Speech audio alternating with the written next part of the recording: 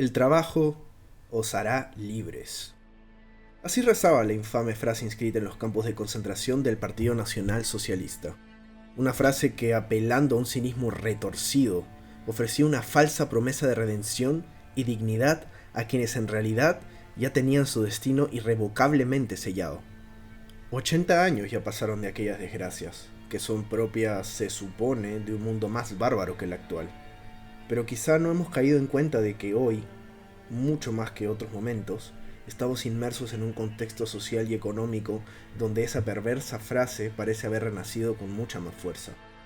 No con rejas, ni armas, ni agresiones físicas, sino como parte de un sistema global del cual, al igual que aquellos prisioneros de mediados del siglo XX, nosotros tampoco podemos escapar.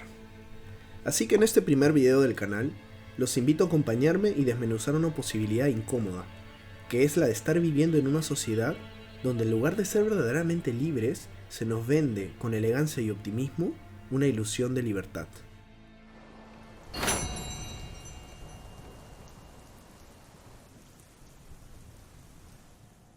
Sin ánimo de caer en polarizaciones ideológicas, es válido decir que la idealización del trabajo nace de la mano con el capitalismo. Ya en 1905, el alemán Max Weber lo describía en su obra La ética del protestante y el espíritu del capitalismo. En ella se muestra cómo ya en esos años el trabajo disciplinado y constante se había transformado en una virtud moral, inserta dentro de una ética espiritual que legitimaba al capitalismo como un sistema honorable. Trabajar no solo era útil, era moralmente superior. Con el tiempo, estos conceptos se potenciaron con el mito de la meritocracia, es decir, el que se esfuerza, lo logra. Una frase que probablemente todos hemos escuchado desde niños. Pero lo curioso, y preocupante a la vez, es que el mismo creador del término meritocracia, Michael Young, lo acuñó desde una perspectiva más crítica que celebratoria. Él advirtió que, en una sociedad así, las personas en desventaja terminarían siendo no solo pobres, sino también responsables de su pobreza. ¿A que eso le suena familiar a día de hoy? Pobres porque es un fucking vago y se lo merece. O sea, realmente el que no genera dinero es porque es un vago. Es porque no quiere poner el trabajo.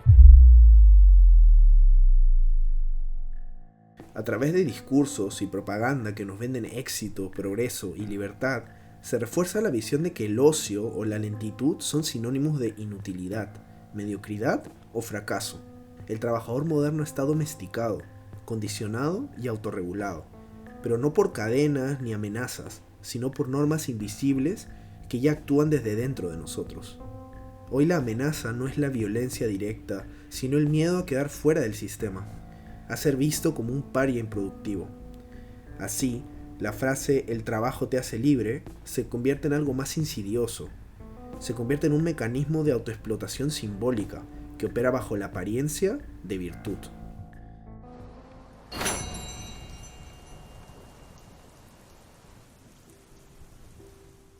Décadas atrás, si eras una persona de clase media, existía un contrato social implícito, uno en el que podías esperar trabajar jornadas agotadoras, de entre 8 y 12 horas, pero que a cambio te permitía algo concreto: volver a casa donde te esperaba una familia numerosa, junto con ellos una vivienda cómoda que habías construido o comprado a un precio razonable, un auto con el que pasear los fines de semana, mascotas, atención médica y, lo más importante, una promesa de estabilidad para el futuro, incluso para tu vejez. Esa realidad, ese contrato social, hoy se ha roto, especialmente para muchos jóvenes menores de 30 años. Lo que hace no mucho era la norma en buena parte de Occidente, hoy se percibe como una meta básica, pero que, aún así, a muchos les está costando años alcanzar. Y, vale la pena resaltarlo, casi siempre a base de deuda. No sorprendo a nadie si digo que en muchos lugares una jornada completa ya no alcanza ni siquiera para alquilar con independencia, y ni hablemos de ahorrar. Ante este panorama, como menciona David Graeber en Deuda, una historia alternativa de la economía, el crédito ha reemplazado al salario digno como vía de acceso a los bienes esenciales. Trabajamos para pagar deuda, pero no para vivir con plenitud. Se podría decir que a mayor desigualdad, menos importa cuánto trabajes. En esta nueva sociedad, el entorno donde naces condiciona fuertemente el techo que podrás alcanzar. Básicamente trabajamos lo mismo que antes, pero ya no se nos asegura estabilidad ni una familia prolífica, tampoco un futuro. Y para más INRI, se nos bombardea constantemente con mensajes que nos hacen sentir fracasados, por no ser personas de alto valor. Viéndolo así, ya no resulta tan sorpresivo el aumento de los índices de depresión y crisis existenciales, ¿verdad?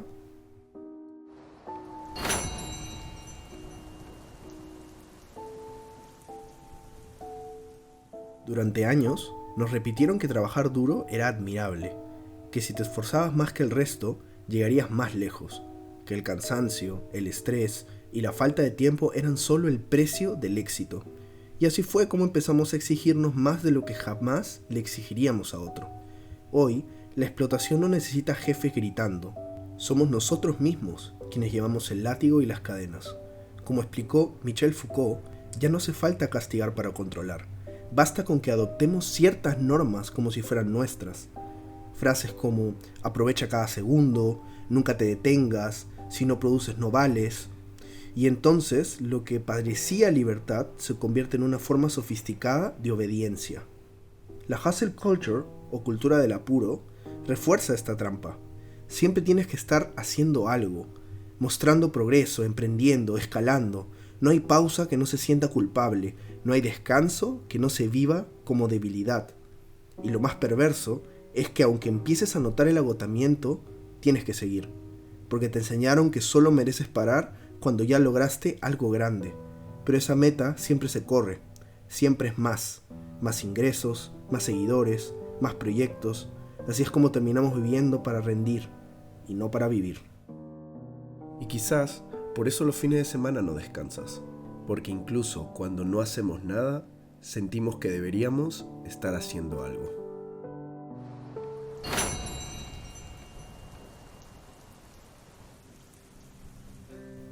Les planteo una pregunta.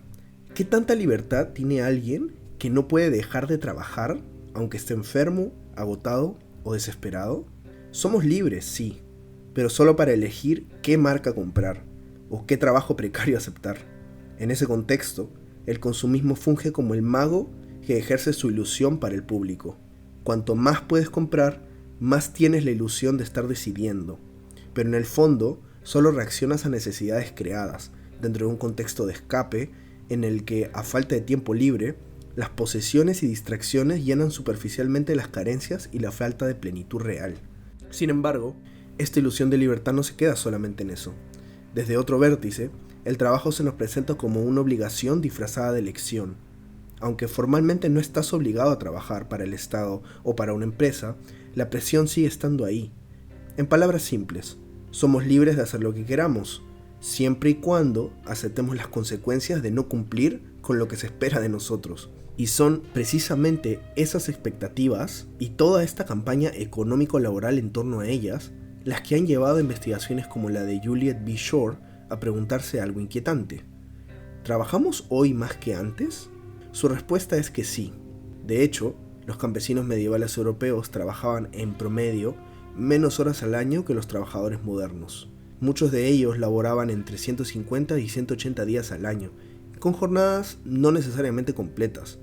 Es decir, la clase obrera de una de las épocas más precarias de la humanidad contaba con más gestión de su tiempo que nosotros hoy en día.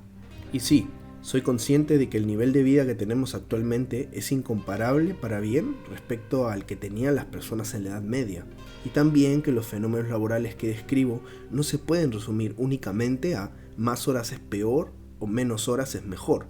Pero lo que sí demuestran estos datos es que tal vez, como todo lo nacido del posmodernismo, estos ritmos de productividad de 40 a 60 horas semanales son completamente antinatura para el ser humano.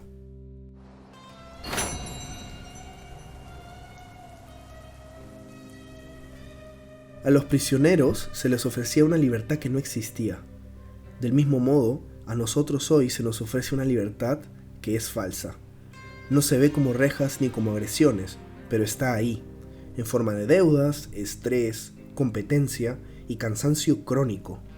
La diferencia es que ahora sonreímos mientras estamos atrapados. Pensamos que tenemos el control, y no hay esclavitud más perfecta que esa. Sin embargo, hay una salida. Aunque no sea externa ni colectiva, al menos no todavía, una forma de resistir sin escapar, una forma de habitar el mundo sin rendirse por completo. Esa salida empieza cuando dejamos de vivir en automático, cuando desaceleramos el paso y volvemos a mirar con intención, cuando aceptamos que no todo debe ser útil, rápido o rentable para ser valioso. Filosofías como el estoicismo, el existencialismo, el catolicismo bien practicado o incluso la vida campesina nos recuerdan que se puede encontrar libertad dentro del deber y plenitud en lo simple, que vivir con menos puede ser una decisión y no una condena, que renunciar al ruido constante, al deber de sobresalir, es en sí mismo un acto de rebeldía. La pregunta entonces no es si podemos cambiar el sistema mañana, sino si podemos habitarlo de forma distinta hoy, desde un lugar más consciente, más humano y más sereno. Tal vez ese sea el camino que a las nuevas juventudes nos queda por recorrer.